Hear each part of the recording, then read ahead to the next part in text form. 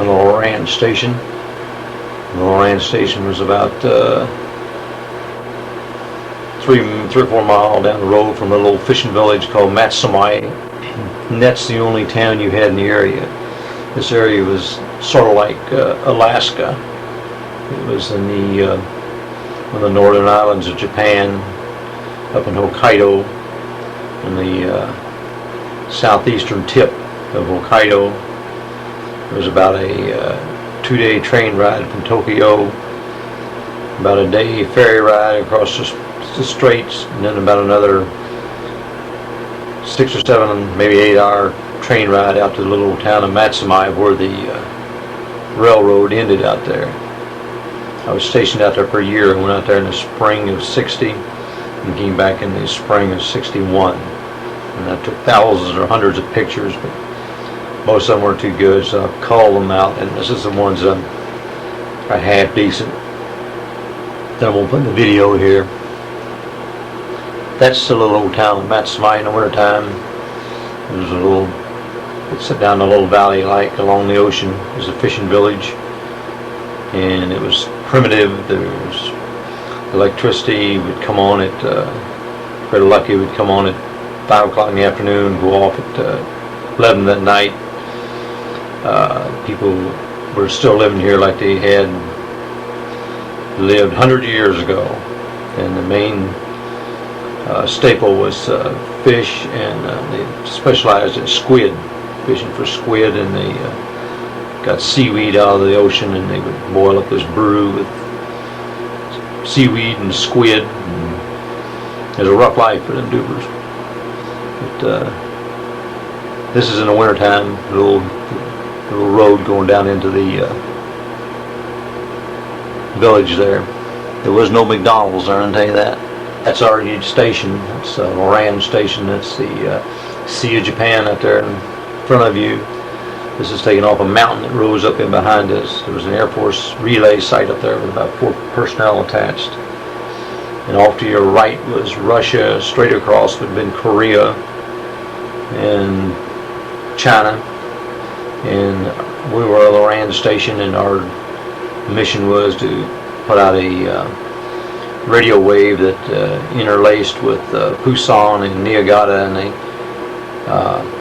used this radio wave for navigation of ships and airplanes. There was about 16 guys in that station at all times. Had a little Lieutenant JG as a CO, a chief, and some electronic technicians, and some tech guys like me, and some engineers. And we were there for a year, no break. You got mail once every 2 weeks, got paid every 3 months, and that was about it. This is just shot from the mountaintop of the little town there. Matsamai is what they called it.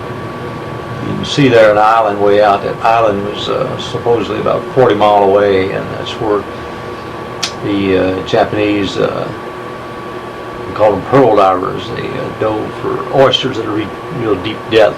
Then they got pearls. A scenery shot taken from little mountains in the background there. It's a cluster of houses down around Matsamai, and these mountains are sort of indicative of the rough terrain of Hokkaido. This is the main road going by in front of the station. As you can see, the most of the transportation there was still horse-drawn. Very few automobiles.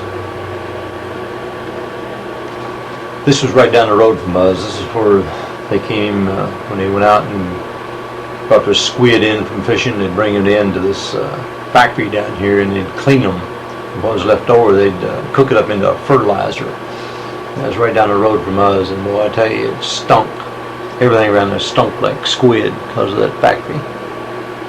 This is the road going down into the little village, Matsamai.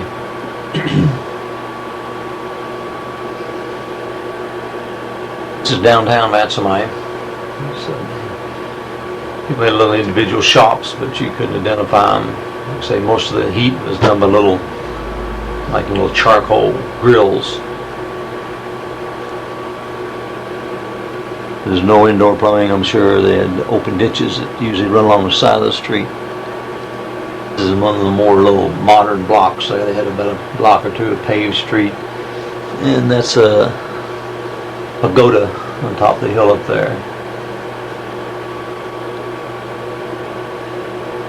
That's our Jeep going down the road. A shot of downtown Matsamai.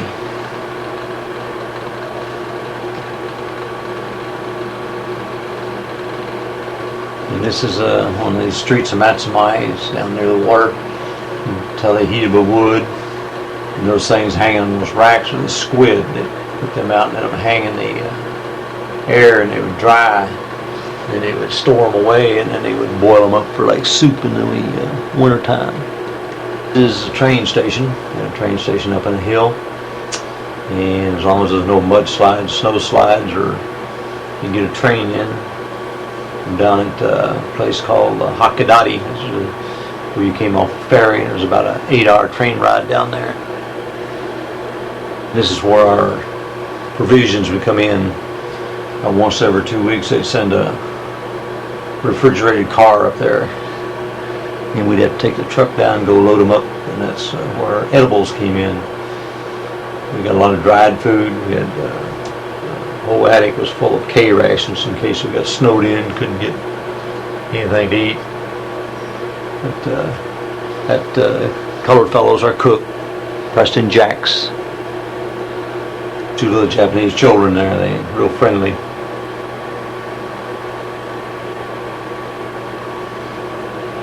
This is me and a fellow named Hale. He was from California. He got sent out there because he beat up in one of his non-commissioned officers aboard ship out of Honolulu, so they sent him out there for punishment. He came there about 3 months before I left. That's the hospital in the background. They're rebuilding. We were down on a mail run. Our favorite form of transportation.